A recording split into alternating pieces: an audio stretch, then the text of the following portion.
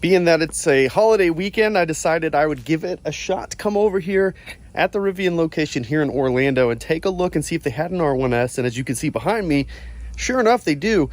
And although I can't get inside of the car, there is a lot that you can see on this that might be worth taking a look at. If you have one of these on order or if you're considering one, let's take a look at this and see what these thoughts are, because there's a couple things that pop out that I thought I'd share with you. So as you can see, this one just got here. It's still dirty, hasn't even been cleaned up. And walking around the vehicle, there's a few things to note. Number one, there's a little bit of a difference on the inside. Of course, obviously there's a third row, but on the outside, there's also a difference compared to the R1T. But overall, it is essentially the same platform, just a little bit different. The wheelbase is shorter and the vehicle itself is shorter. But I was walking over this and there's a few things that are going to be nice to look at, because this R1T over here in the same color, actually with the same wheels too, which is cool. It is actually parked almost exactly the same spot as this one. So when you look at these cars side to side, you can tell a lot of differences. So as an example, if you look, the front end of both of these cars are basically right in line with each other. And why that matters gives you a better idea, if you're more familiar with the R1T, what this thing looks like from a length perspective. So we come all the way to the end, and there you go. That's how much farther the R1T sticks out than this R1S does. And if you come over here, basically from this point forward, before you get to this hook, from this and back, that's about the difference in total length of the vehicle. So coming over here, you can see it a little bit better. So you can see where that point is, where you can mount things. It's about there where the rear of the vehicle is, and that's the very, very back. So of course on paper you know exactly what that dimension is, but just to give you an idea of its space and how long this vehicle is. Now, of course, being on the same platform, essentially from a height perspective, you are the exact same height. Now these suspensions can be moved around. You can go up, down, all that stuff, but it appears both of these are in the same setting right now. So looks to be exactly the same height, which is no surprise for me. On to the next thing that I noticed. So let's take a look inside the vehicle. So on the driver's side, of course, you have a rear window with a rear wipers. So as you can see right here, the knob for controlling the wipers and to spray the wipers, you now have two buttons instead of one. So let's take a look over here on the R1T, which of course only has a wiper on the front. So you can see that control is just one button. So I think that's kind of interesting. They did a good job of finding a way to add that extra button without adding a whole bunch of knobs and things. But usually you would twist something or push something, and this is how Rivian has decided you will control the rear wiper in the R1S. Other than that, looking at the inside, it is basically the same thing. So that's good, because the reason being, you are probably more familiar with the R1T at this point, and this is going to be much the same experience in the front of this thing. However, it is, once you get to the top, let me get rid of that shadow, the huge panel roof is really the big difference that you would notice. Coming back here, there is ample room. The seats are very similar to the R1T. However, it appears that they potentially recline a little bit. So it's probably a little bit more comfortable back here. And the other thing too, because of the square-like shape of this truck, you can see this door on the bottom is very square. So you only have a cutout for the rear wheel well, but it's not too much of a cutout. Now, if you look over here on an R1T, it is a lot more angled, which means this space right down here is very narrow. So getting in and out of the R1T in the back seat is a lot more challenging than it will be in the R1S, because of that locker that's right here. Really cuts into the door here and makes it a lot more narrow to get in and out of. So this is a lot wider. And then coming around to the back, of course, with it being an SUV, the back of it's going to be quite a bit different. But if you look, they are so similar. It's almost as if you just put a canopy on top of the truck. It would almost be the same. Of course, that's not the only difference, but you get what I'm saying. So pretty cool. Very much like the R1T, which again, should be no surprise. Those are the major differences I noticed today. Now, there is one more thing I wanted to look at, and when I rented our R1T, there were a couple of blemishes, but nothing major from manufacturing standpoint. And looking over this R1S, there are some things that do stand out, and you don't have to look very hard. It reminds me a lot of the days of the Tesla Model Y rolling out, and the defects that you'll see here are very much like the defects that we saw when the Model Y launched.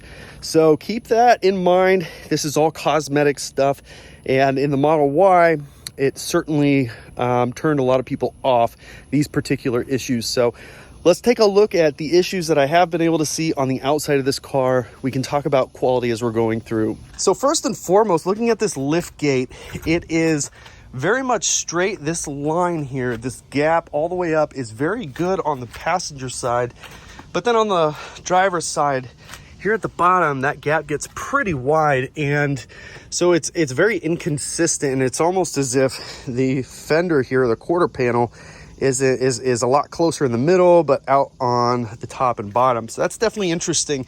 The other thing that I noticed in the truck, you will notice how big this gap is at the bottom, and that's on purpose because you need to be able to open and close the lift gate.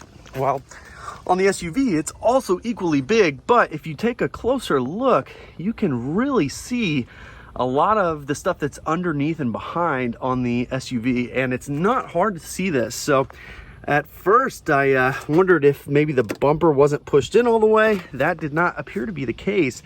So definitely interesting, a pretty big gap. And of course, you've got to be able to open and close that lift gate. So that's going to be something that's going to have to be there. It's just a matter of, that is a very, very large gap in my opinion. All right, so moving our way around the vehicle, and this is where things get very Tesla-esque. So let's start right over here.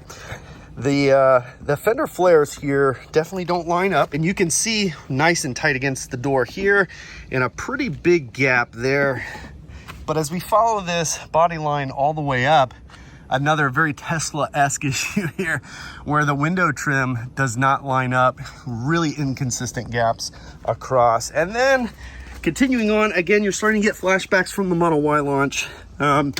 This piece right here is really sticking out, and seems like it's not secure on the bottom because it moves a lot. But following the gap up, it's a little bit wider, but somewhat consistent. Doesn't look too bad up top. And then following around, and again, this trim, I mean, I can fit my finger underneath that one.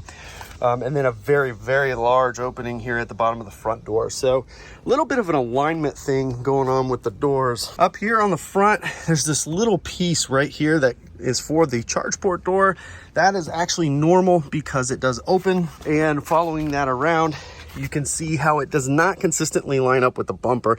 It's actually touching the paint right here. So that this particular car, that paint's gonna rub off over time. But a little bit of a mismatch here. The hood is very misaligned, very wide in the back, a little bit tighter in the front, not all the way down over here. The other side is almost exactly the opposite, super wide all the way across. So looking around this side, bumper looks pretty nice and tight. We've got a pretty substantial gap here, but it is reasonably consistent. Trim here is a lot tighter. I can't fit my finger under there. The doors aren't completely, pulled together here. And a very large gap down here. You can actually see all the way to the road pretty easily. But then the rest of the side of this car doesn't look too bad, except for maybe this right here. I can almost fit my finger in that gap right there where the window and the trim meet. So going around, the tail lights, they look pretty good, but there was this one spot here. I have no idea what that is. I hope you can see that all right. But it almost looks like hot glue was painted over, and that's obviously not what this is. But there is some paint drip that's caught something while they were painting this car. And over on this side, it's just a little bit of paint drip. It's nothing bad or major or very noticeable. So that's a pretty quick run around of this car. I do have one of these on order. I've had one on order for quite some time, like probably a lot of you. Very excited about this truck because it is a 7-passenger.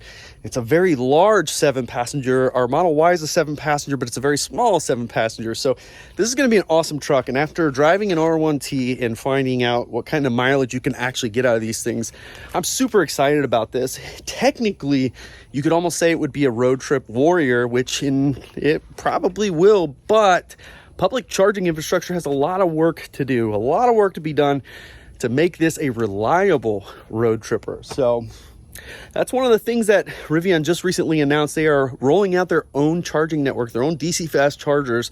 And I think that that's a brilliant move.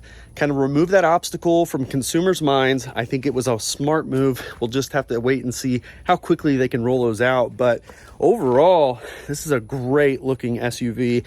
This particular one being, that first batch of R1Ss that are being shipped to customers. Obviously, there's going to be some things that need to be addressed. I would definitely take delivery if this was my car. I would probably be most concerned about that charge port door than any of those other issues because that's rubbing on paint. But that seems like something that can be fixed rather easily. The other stuff, you're just going to have to live with it. Those gaps, I remember in the days of the early Model Y, all the panel gaps, all the trim gaps like up here, that we just had to live with. And it didn't affect the drivability of the car, didn't affect the overall experience. And that's going to be the same case here with the Rivian. So brand new company. They've got a lot of learning, a lot of development to do. So that's it for today. My first look at an R1S in person. I hope that this video was helpful to give you an idea of what this thing looks like in person, especially from a dimensions perspective in real life, not just on paper. So I hope that you enjoyed this video. If you did, of course, give it the thumbs up. If you haven't already, of course, subscribe to the channel as we continue to post content regularly. You can follow us on Twitter and Instagram at Bearded Tesla. Thanks so much for joining us, and we'll catch you next time.